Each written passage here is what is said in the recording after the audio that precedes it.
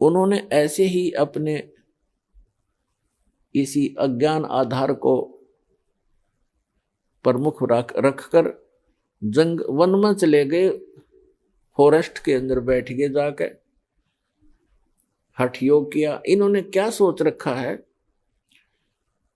कि पहले अपनी इंद्रियों को काबू करें और ताकि ये भक्ति में फिर बाधक ना हो। इस उद्देश्य को लेकर के दूसरा वो रखते हैं कि जैसे वन में चले भी गए तो भूख प्यास सताती है, उसके लिए ये महापुरुष क्या करते हैं कि खेचरी मुद्रा का प्रयोग किया करते थे। खेचरी मुद्रा, जैसे कई पंथ हैं, जैसे ये अंसा देश वाले तो इससे पे गाटा जोड़ रहे हैं। खेचरी मुद्रा, जीभ को उलटकर तालू पर लगा ले और कान बंद करके ये नाद क्रिया, ये तो बालकों के खिलौने हैं। इस मन कल्पित ये अपना एक ड्रामा है इस जीवन को नष्ट करने का। तो इसी आधार से श्रृंगी ऋषि ने अमृत क्रिया को सिद्ध किया। जैसा कि ये संत बताते हैं, ये तो इनको तो कख भी पता नहीं अमृत क्रिया क्या होती है। तालू का जीभ लगा लो ऐसे मोड़ कर, और कहते हैं फिर तालू से अमृत टपकेगा। ये तो लाड़ टपके हैं, अमृत थोड़ा टपकेगा इससे। बकवाद करें। ये एक ऐसी क्रिया है जैसे जीभा को वापस मोड़ेंगे और तालू के लगाने की हम चेष्टा करेंगे तो हमारी नाड़ियां कसती हैं जो जिह्वा से और मस्तिष्क से संबंधित है। हमारे इस शरीर के अंदर इस तालू के ऊपर, ये जो तालू है लटक रहा है हमारे, इसके ऊपर एक थोड़ा सा स्थान है, वो कम प्लेस है, और उसके अंदर एक अमृत भरा रहता है सदा। और वो अमृत वहां से सीधा चल के नीचे जाता है नाभि के पास, ऑटोमेटिक चल रहा है वो। और उसको एक कुंडलनी शक्ति है, कुंडलनी शक्ति बोल रहे हैं, नागिनी कहा संतों ने। उसकी दो जिह्वा हैं सर्प जैसी, और वो उस अमृत को वो पीती रहती है, शरीर में नहीं जा पाता, वो चूस करके नष्ट कर देती है। उसके अंदर एक ऐसी क्रिया है। तो फिर क्या होता है, जब हम श्वास क्रिया को अभ्यास करते हैं श्वास का, और वो श्वास के साथ ऐसे खड़ी है, ऐसे उसका नाभि के जहां वो अमृत टपकता है ऊपर से जाकर नाभि के पास, उसका मुंह बिल्कुल उसके ऊपर है ऐसे।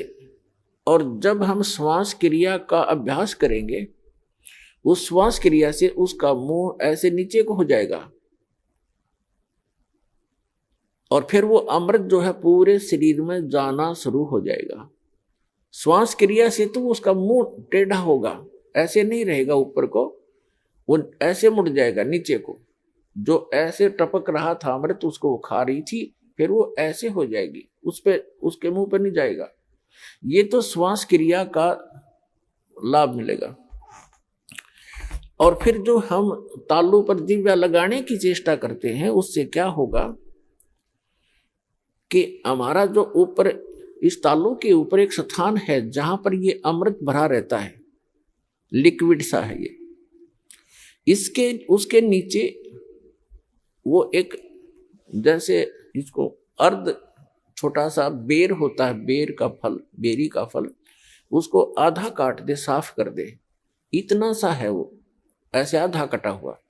और उसके बिल्कुल नीचे एक वाल है, वाल, और उसके ऊपर एक छोटी सी नाड़ी टिकी हुई है जो उस वाल के सुराख को रोक रही है।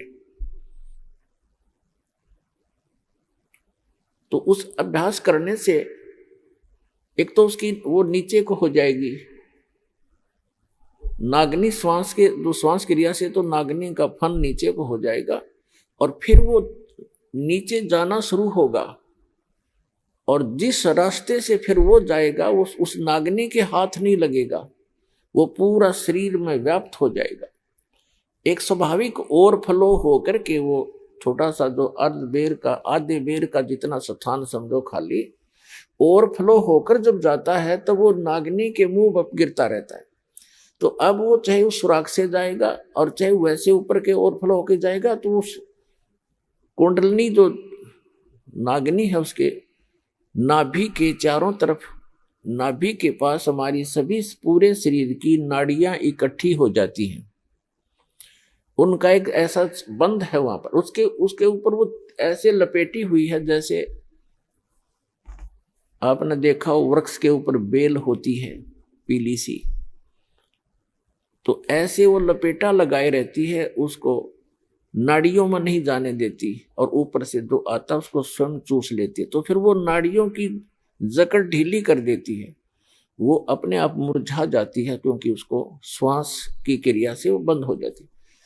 और फिर उससे जो हम जीवा का अभ्यास करते हैं, तो जो तालु है ऊपर जहाँ सरोवर है, जिसको मान सरोवर कहते हैं शरीर में, जहां पर ये अमृत भरा हुआ है, उसका नीचे का सुराख थोड़ा सा खुल जाता है, उससे फिर अमृत टपकना प्रारंभ करता है। अब कहने का भाव ये है कि ये सारा कुछ भी हो गया, आपकी कुंडलनी शक्ति भी जागृत होगी और वो नागिनी भी दबगी नीचे को होगी और उधर से आपकी अमृत क्रिया भी सिद्ध होगी। फिर अब क्या होगा, उससे क्या होता है कि शरीर के अंदर ज्यादा भोजन आहार की आवश्यकता नहीं रहती। शरीर बगैर खाए भी वर्षों तक रह सकता है, और भक्ति से ही मिली नहीं तो 1-1 लाख वर्ष तक बैठ कर चले गए, फिर गधे की योनि पाई। इन क्रियाओं से क्या लाभ हुआ? जैसे खेत संवार लिया, बा दिया, घास उसका अड़ंगा खत्म कर दिया और खूब, और बीज बोया नहीं, बीज है नहीं, गेहूं के स्थान पर भांग बोली, यानी सतमंत्र न जाप करके अन्य मंत्रों का जाप कर दिया, वो भांग बो दी। तो भांग जीवन रक्षक नहीं है, जीवन नाशक है। तो अन्य मंत्रों से सिद्धियां आ गई इन ऋषि महर्षियों के पास, जो इनके जीवन की नाशक बन गई।